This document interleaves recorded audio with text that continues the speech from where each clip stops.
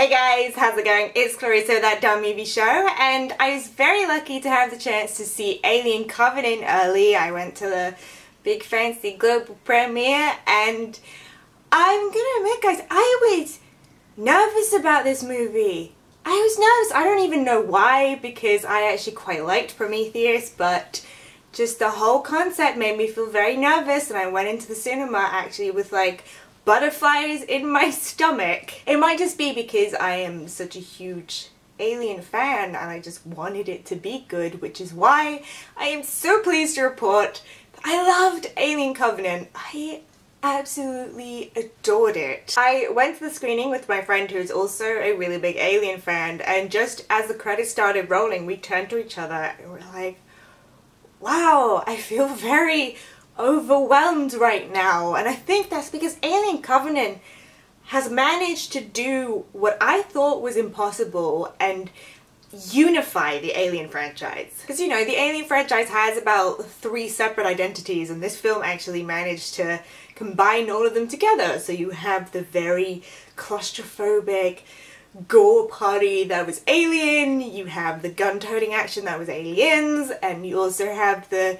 sort of operatic myth-making that was Prometheus. And that combination works so well because I feel like Covenant really has this great sense of self-awareness. It knows that by now we've got a hand of what the drill is with these alien things here. You know, the infection always starts small and then it starts to build and build and build, and then something explodes out of someone and all hell breaks loose.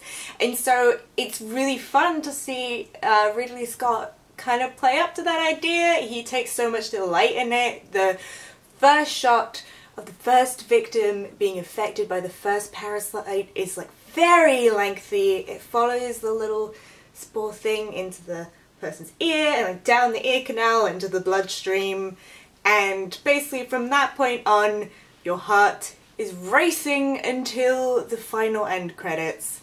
It's a beautifully stressful film, and I loved that this film really managed to recapture what I particularly love so much about the original Alien, which is that sense of blind panic, which I feel like you don't see so much in these kinds of, you know, big budgeted Hollywood sci-fis. You know, a lot of people standing around screaming, having no idea what to do, and then making all the most stupid and selfish decisions possible. It is just wonderfully infuriating to watch, and I like to think of Ridley Scott as like a little bit of a conductor, and this is his symphony of mayhem, and there are so many absolutely chaotic scenes in this in which people are just shooting blindly into the dark, slipping over and falling into giant pools of blood, and excreting about a kiddie's pool worth of sweat. Now, I don't want to get too far into the plot because I think that gets into spoiler territory very fast, but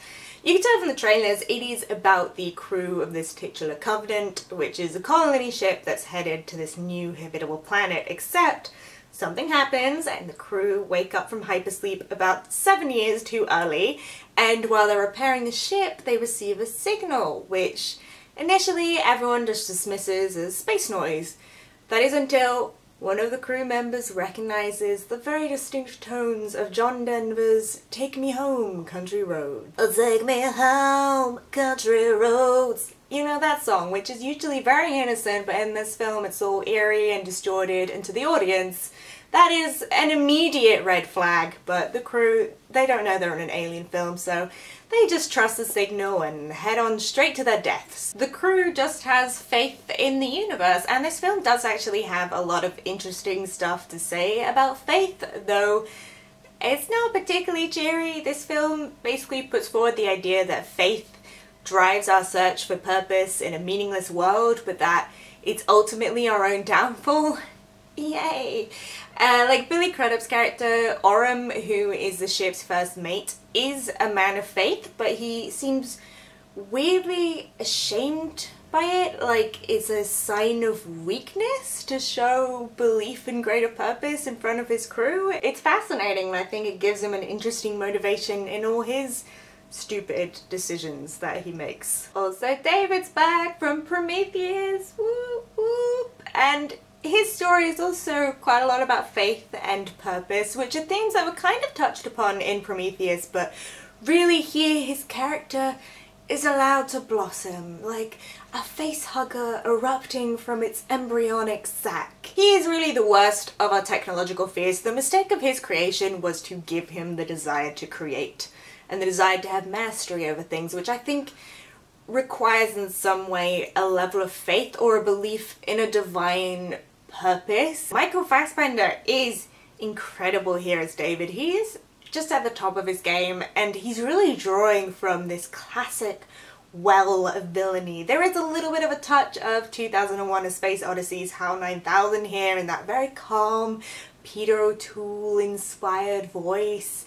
And really, I feel like it's been a long time since we've had this level of truly frightening Hollywood villain. And also this film lets Fassbender play a second android named Walter, who's basically a more advanced version of David with a few of the more unsettling human mimicking traits taken out. And of course, this film just relishes in putting double Fassbender up on screen, and yeah, there's plenty of technical wizardry there, but what's far more interesting is actually the characterization going on, like watching these two twin creations, but one of them is just one step further towards their own self-actualization. I don't know if that's the right word, but it's just incredible to watch. And I just want to give a shout out to Kathleen Waterston as Daniels, who is an actress I love. I feel like I've seen her in so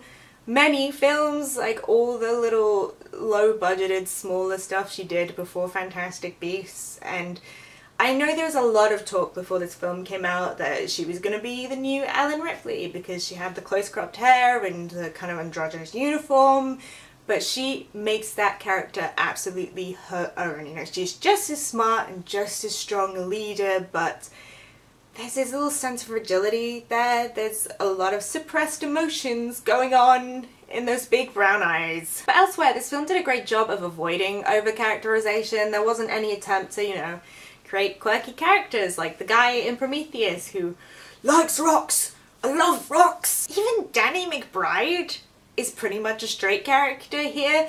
Like, I loved that. I love that this film just gave you enough information about these people that they felt real, whilst also acknowledging that at the end of the day they're just meat sacks for the slaughter. You know, it just allowed you to focus on the main narrative, which is good because this film is admittedly very weird.